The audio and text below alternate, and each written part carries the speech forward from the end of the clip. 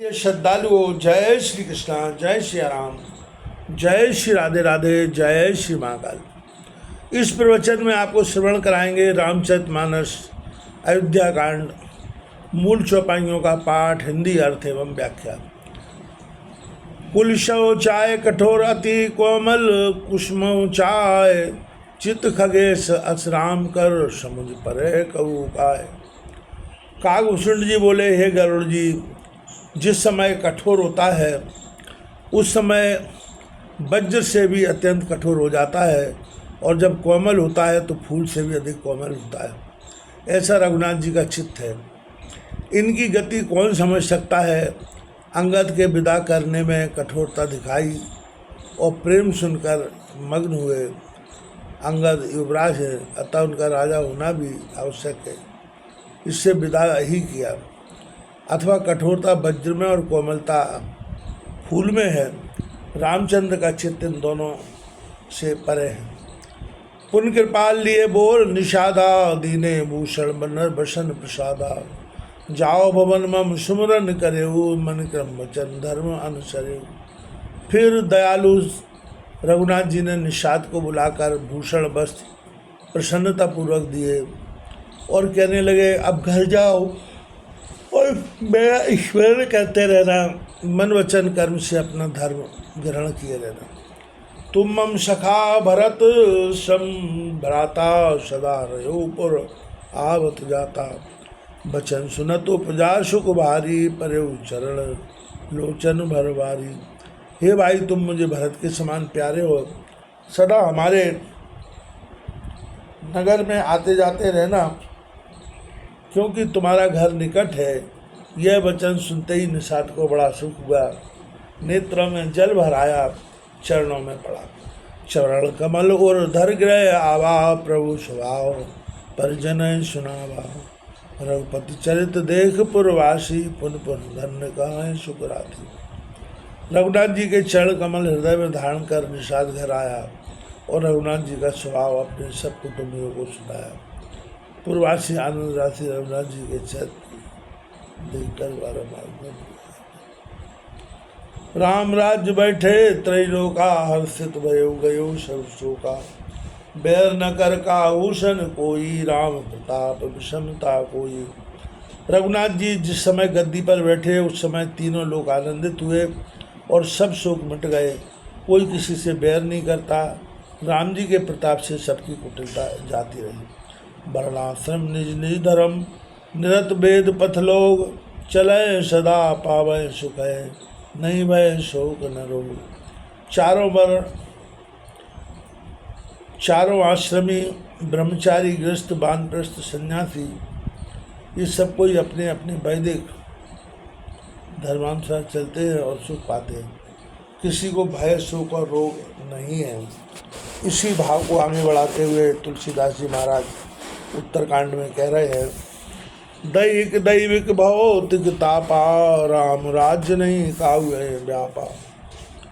सब नर करें परस्पर प्रीति, चले स्वधर्म नृत शत्रुति।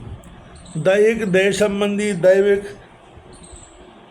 विद्युत आदि भौतिक जीवों के लिए ताप राम के राज्य में किसी को नहीं व्यापे।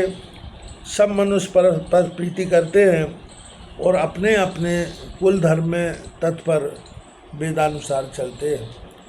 चारों चरण धर्म जस जग माही, पूर रहा सपनो अगनाही। राम भक्ति रत नर अरु नारी, सकल परम गति के अधिकारी। सत्य शौच दया दान, इन चारों चरणों में धर्म जगत में परिपूर्ण हो गया था। कहीं स्वप्न में भी पाप का लेश नहीं था। नर और नारी रघुनाथ जी की भक्ति में तत्पर है, अतः सब कोई परम गति मुक्ति के अधिकारी है। अल्प मृत्यु नहीं कब नो पीरा, सब सुंदर सब विरुद्ध शरीरा। नहीं दरिद्र को दुखे न देना, नहीं को अबुध न अलक्षण हीना। राम के राज्य में अल्प मृत्यु, थोड़ी अवस्था में मर जाना अथवा और किसी प्रकार की पीड़ा नहीं थी। सब सुंदर और रोग रहित थे। ना कोई दरिद्री, न दुखी, न दीन, न मूर्ख और ना कोई लक्षणहीनता, अर्थात सभी सर्वलक्षण।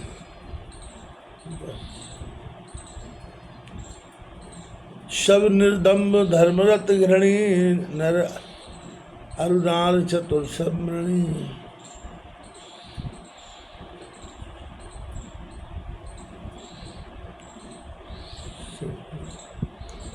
सब गुणज्ञ, सब पंडित ज्ञानी, सब कृतज्ञ नहीं कपट सयानी। सभी मनुष्य पाखंड रहित धर्मरत दयावान हैं, नर और नारी सब चतुर और गुणी हैं। सब कोई गुणी, सब ज्ञानी पंडित है, सब कृत्य के जानने वाले हैं, कपट चतुराई के रहित।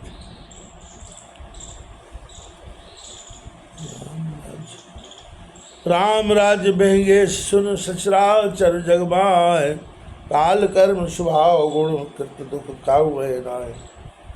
कागभूषण जी बोले, हे गरुड़ जी सुनो, रघुनाथ जी के राज्य समय में चराचर जगत में काल कर्म स्वभाव और गुण से किया दुख किसी प्राणी को नहीं व्यापता, अर्थात पूर्व जन्मादि के किए कर्म भी उस राज्य में दुख देने को समर्थ न हुए।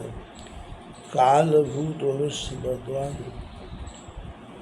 तुरंत सत्वस्तम, इन्हीं के अनुसार कर्म स्वभाव प्रारब्ध इनके होने से ही जन्म मरण होता है। सो राम के राज्य में किसी पर काल कर्म गुण की प्रबलता न रही।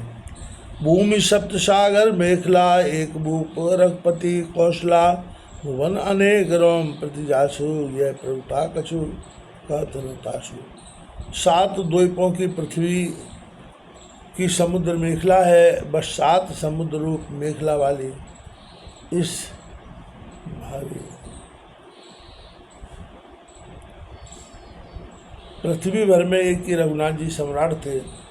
शिव जी बोले, हे पार्वती जिसके नाम रोम रोम में अनेक ब्रह्मांड है,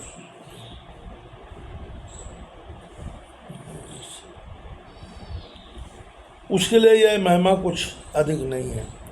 सो महिमा समझत प्रभु केरी, यह वर्णति हीनता घनेरी। यह महिमा खगेश जिन जानी, फिर यह चरित तिनों रतिमानी। इस तरह से भगवान राम जी की महिमा अमोघ है, और जिसने इस महिमा को जान लिया उसका भगवान के चरणों में प्रेम हो जाता है।